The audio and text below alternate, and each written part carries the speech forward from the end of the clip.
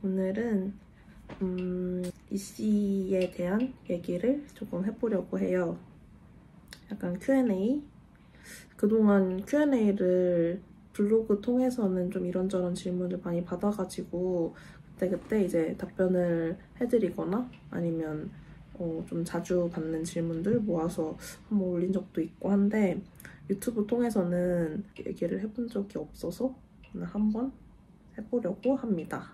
일단 저는 밴쿠버에서 한 1년 정도 일을 하고 그리고 빅토리아로 넘어와서 지금 일한 지 거의 1년이 조금 넘었어요. 그래서 조금 이제 비교해가면서 한번 얘기를 해볼 수 있을 것 같아요. 제가 하는 얘기는 이제 제가 직접 보고 듣고 느낀 것도 있지만 주변에서 좀 지인들한테 들은 그런 얘기도 있어가지고 약간 주관적일 수 있다. 참고해서 들어주시면 좋겠습니다. 근데 지금은 일단 겨울이라서 밴쿠버나 빅토리아나 구인구직이 그렇게 활발한 시기는 아니에요. 겨울에는 약간 이런 이동이 많지 않기 때문에 아무래도 자리가 좀 많이 나지는 않는 편이고 보통 이동을 잘 안 하는 것 같아요. 겨울에는 보통 봄이나 조금 여름 되면은 이제 조금 이동이 있어가지고 구인 글도 좀 많이 올라오고 그러는 것 같은데 제가 밴쿠버에 처음 간 거는 22년 10월이고 빅토리아에 처음 온 거는 23년 11월이에요. 근데 제가 일단 밴쿠버에 처음 갔을 때는 굉장히 잡이 쏟아지던 그런 때였거든요. 그때가 딱 코로나 막바지 끝나고 거의 직후였어가지고 사람이 많이 없었어요. 저 왔을 때도, 저 밴쿠버 처음 갔을 때도 한국인도 그렇게 많지 않았거든요. 근데 한 2달 전에 밴쿠버 가보고 다운타운 가보고 되게 놀랐던 게 한국인이 되게 많은 거예요. 그래서 원래도 조금 이제 있긴 했는데 그동안 제가 온 이후에 한 1년, 2년 사이에 되게 엄청 많이 들어온 것 같더라고요. 근데 이게 비단 한국인뿐만 아니라 그냥 다 여러 나라에서 이렇게 많이 오고 그만큼 이제 다 자리를 차지하고 해가지고 지금 굉장히 짧은 시간 안에 상황이 좀 많이 바뀐 거를 좀 많이 느끼고 있는 것 같아요. 그래서 저 처음 왔을 때는 인디드나 이런 데도 매일 거의 그런 프랜차이즈 데이케어 있잖아요. 키즈앤컴퍼니, 시파, 윌로브레, 로드우드 이런 데는 진짜 거의 매일 잡 포스팅이 올라오던 수준이었는데 지금은 진짜 거의 뭐 가뭄이죠, 인디드는. 그래서 확실히 그때 비하면은 잡 시장이 좀 어려워진 거는 맞는 것 같다. 근데 그 와중에도 보면 경력이 있는 분들은 이직이 그렇게 많이 어렵진 않은 것 같더라고요.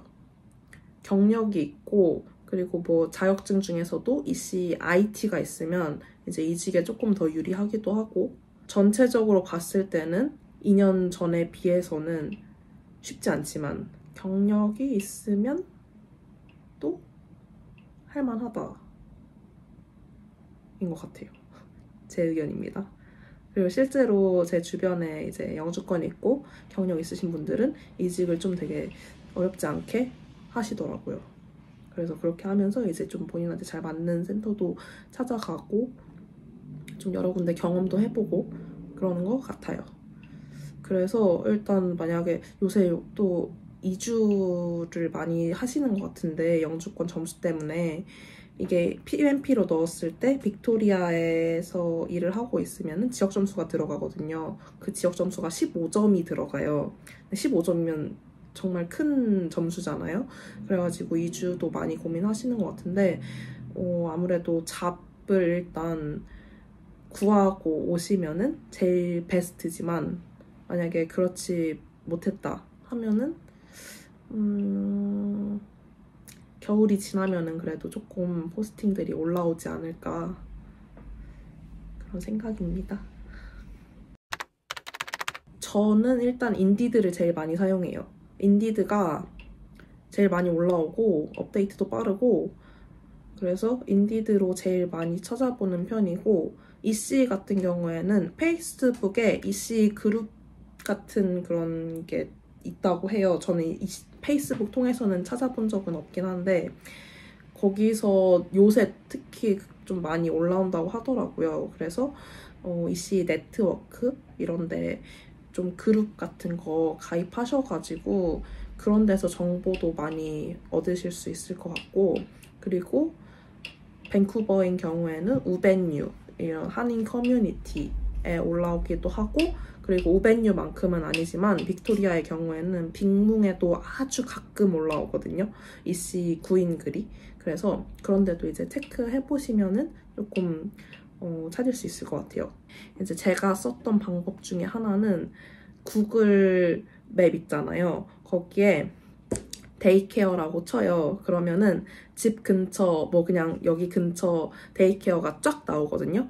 그러면 거기에 들어가면 사이트가 나와 있어요. 사이트에 들어가면은 그 메일 주소가 나와 있거든요. 이제 그 메일로 레주메랑 커버레터를 첨부를 해가지고 이제 자기소개를 해가지고 나 지금 어떤 포지션에 뭐 어떤 잡을 찾고 있다. 그리고 이제 제 비자 상태나 뭐 앞으로 이제 뭐냐 비자가 필요하다 하면은 그런 것도 살짝 언급해놔도 좋고, 그래서 나 이러이러 해가지고 잡을 지금 찾고 있다. 그래서 혹시 너네가 하이어링 하면은 나한테 연락을 주면은 고맙겠다 하고 이렇게 메일을 다 보내가지고 그렇게 잡을 구한 적도 있어요.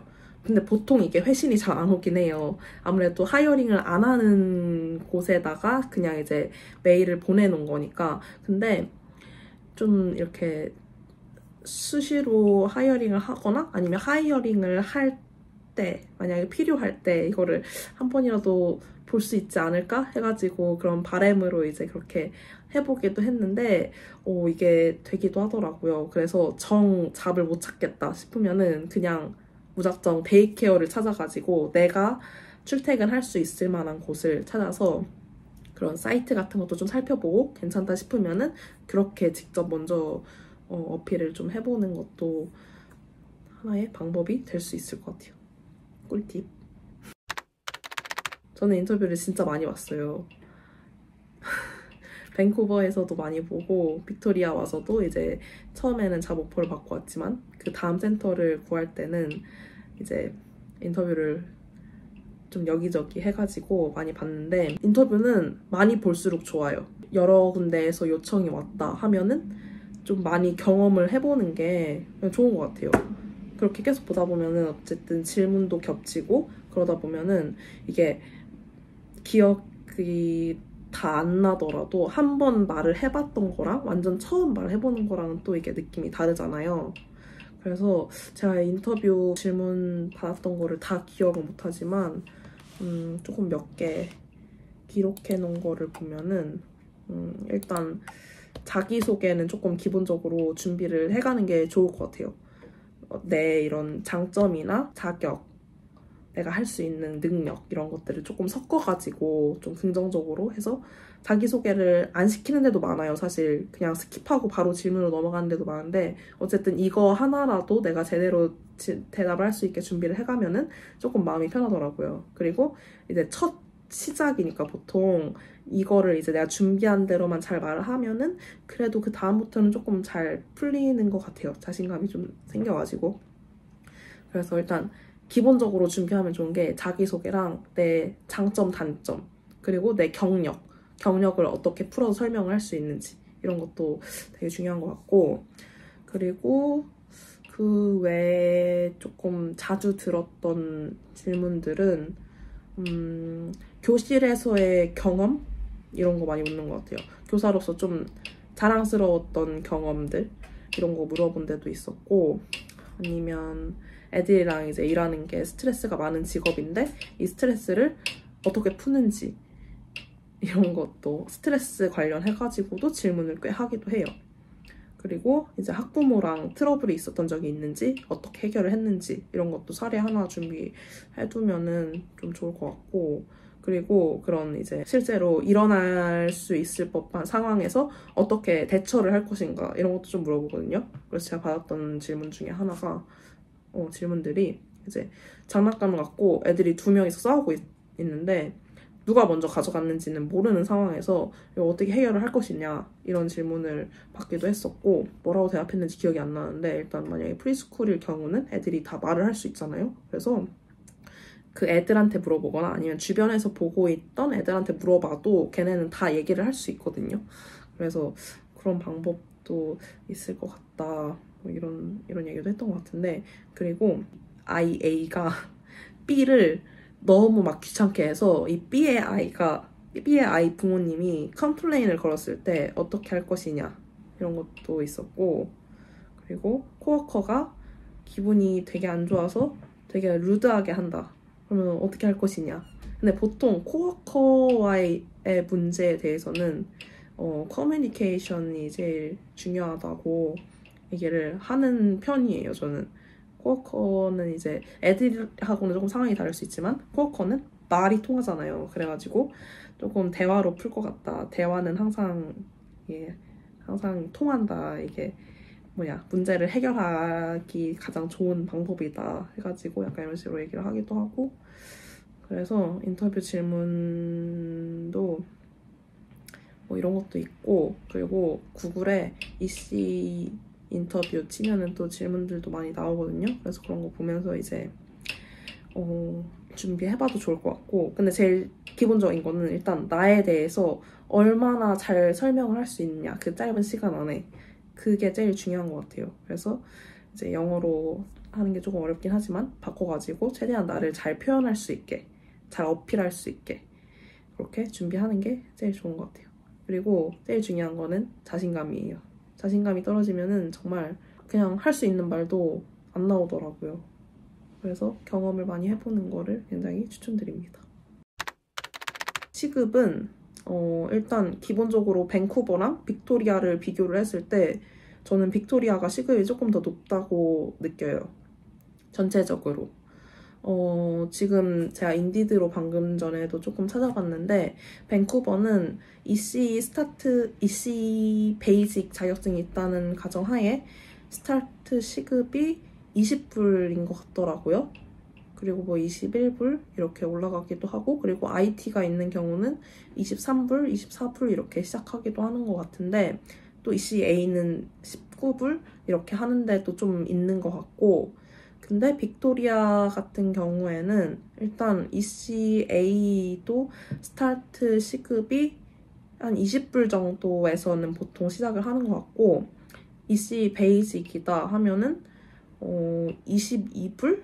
보통 그렇게 시작을 하는 것 같아요. 22불부터는 시작을 하는 것 같아요. 뭐 21불, 22불? 그래도 미니멈이 20불보다는 높게 책정이 되는 것 같고 그리고 IT가 있다 하면은 미니멈이 이제 24불부터 시작을 해서 정부 보조금 포함을 하면은 30불 정도는 나오는 그런 수준인 것 같아요. 그리고 아예 그냥 잡 포스팅에부터 정부 보조금 포함해서 IT의 경우 32불부터 시작하는 곳도 있고 31불, 32불 근데 이런 곳들은 조금 이제 영주권자 이상을 많이 뽑기도 하고 하더라고요. 그래서 아무래도 밴쿠버보다는 빅토리아 시급이 조금 더 높은 것 같다, 평균적으로. 그리고 제가 밴쿠버에 이제 제가 처음 일을 시작했을 때는 처음 일을 시작한 게 23년 1월이었어요. 그때는 정부보조금이 4불이었다가 올해부터 정부보조금이 6불로 올랐거든요. 그래서 근데 정부보조금은 정부에서 주는 거지 센터에서 주는 게 아니에요. 근데 정부보조금이 올라가지고 오히려 시급을 깎았다는 그런 센터 얘기도 들었거든요. 그래서 원래는 이씨 시급이 20불이어가지고 정부보조금 합쳐서 이제 작년 기준으로 24불을 줬었는데 정부보조금이 6불로 오르면서 갑자기 정부보조금 포함한 시급이 25불이다 라고 이제 포스팅을 한 데도 있다고 들었어요. 이건 그냥 제가 들은 얘기인데 그래서 와 그러면 사실상 걔네가 주는 시급은 오히려 19불로 깎였는데 정부보조금이 올라가지고 25불이라고 1불 오른 것처럼 이렇게 포스팅을 하는 게 와 이거는 조금 너무하지 않나. 그런 데는 가지 마세요. 그래서 EC 기준으로 21불이 아무래도 미니멈인 것 같다. 근데 이제 아무래도 빅토리아의 경우에는 22불 주는 데가 좀 많은 것 같다. 그리고 IT 자격증이 있다고 하더라도 IT 반에서 일을 안 하면 그냥 IT 그 추가 웨이지는 없거든요. 그래서 그냥 똑같이 뭐 경력이 다 없다는 전제 하에 이 정도 시급이고, 경력이 조금 있으면은 이제 조금씩 본인이 협상해가지고 갈 수 있는 정도인 것 같고, 그리고 시급이 6개월마다 오르는 데도 있고 1년마다 오르는 데도 있다고 해요.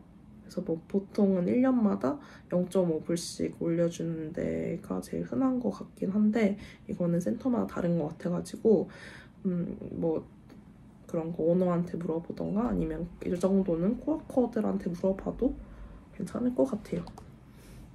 원래 그런 지역 비교 영상 이런 것도 만들어 보려고 하는데, 궁금한 게 있으시면은 조금 질문을 해주셔도 좋을 것 같고, 저는 밴쿠버에서도 살아봤고 빅토리아에서도 살아봤으니까 조금 제 경험과 느낀 점을 바탕으로 더 얘기를 해드릴 수 있을 것 같아요. 그래서 저도 사실 지역 이동을 조금 생각 없이 한 케이스여서 그냥 뭐 캐나다에 얼마나 살지도 모르는데 여기도 살아보고 여기도 살아보면 좋지 않을까 하는 마음으로 이동을 했지만 후회를 정말 많이 했거든요.